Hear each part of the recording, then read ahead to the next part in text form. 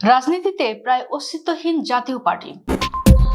ক্ষমতার মধ্য থেকে জন্ম নেওয়া এবং নির্বাচনে বিজয়ী হয়ে একাধিকবার ক্ষমতায় যাওয়া জাতীয় পার্টি এখন রাজনীতিতে প্রায় অস্তিত্বহীন। বারবার ভাঙন এবং বহুধারায় বিভক্ত দলটি এবারে জাতীয় নির্বাচনে একটি আসনও জয়ী হতে পারেনি। ফলে দীর্ঘ ৩৮ বছর টানা সংসদে থাকা জাতীয় পার্টি এবার সংসদ থেকেও ছিটকে পড়েছে। ত্রয়োদশ জাতীয় সংসদ নির্বাচনে ১৯৫টি আসনে প্রার্থী দেয় জাতীয় পার্টি, তবে একটি আসনেও দলটির প্রার্থী বিজয়ী হতে পারেনি। দলের অধিকাংশ প্রার্থী তাদের জামানত হারিয়েছেন। সাবেক রাষ্ট্রপতি হুসেইন মোহাম্মদ এরশাদের প্রতিষ্ঠিত দলটি এখন কয়েকটি ধারায় বিভক্ত। এরশাদের জীবদ্দশাতেই দলটি কয়েকটি অংশে বিভক্ত হয়ে পড়ে। দলের মূল অংশটি দীর্ঘদিন তার নেতৃত্বেই ছিল। এরশাদের মৃত্যুর পর তার স্ত্রী রওশন এরশাদ এবং পরে ছোট ভাই জিএম কাদের দলটির এই অংশের নেতৃত্বে আসেন। বর্তমানে জিএম কাদের পার্টির চেয়ারম্যান। প্রতিষ্ঠার পর থেকে দীর্ঘ সময় ধরে দলটি জাতীয় সংসদে টানা প্রতিনিধিত্ব করে এসেছে।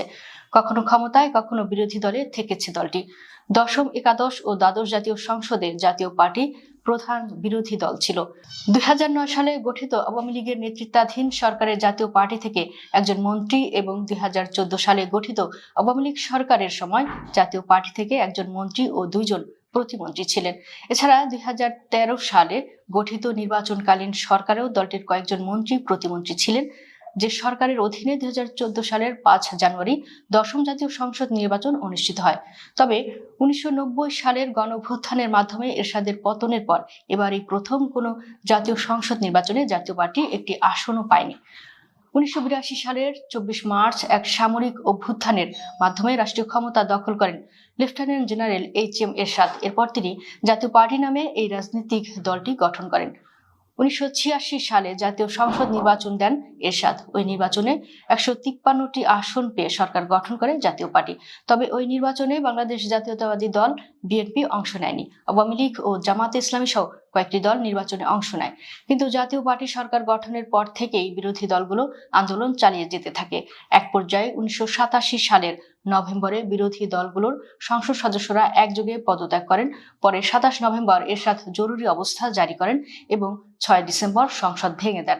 এরপর ১৯৮৮ সালে জাতীয় সংসদ নির্বাচনে জাতীয় পার্টি ২৫১টি আসন পায়, যদিও ওই নির্বাচনে দেশের মূল ধারার কোনো রাজনৈতিক দলই অংশ নেয়নি।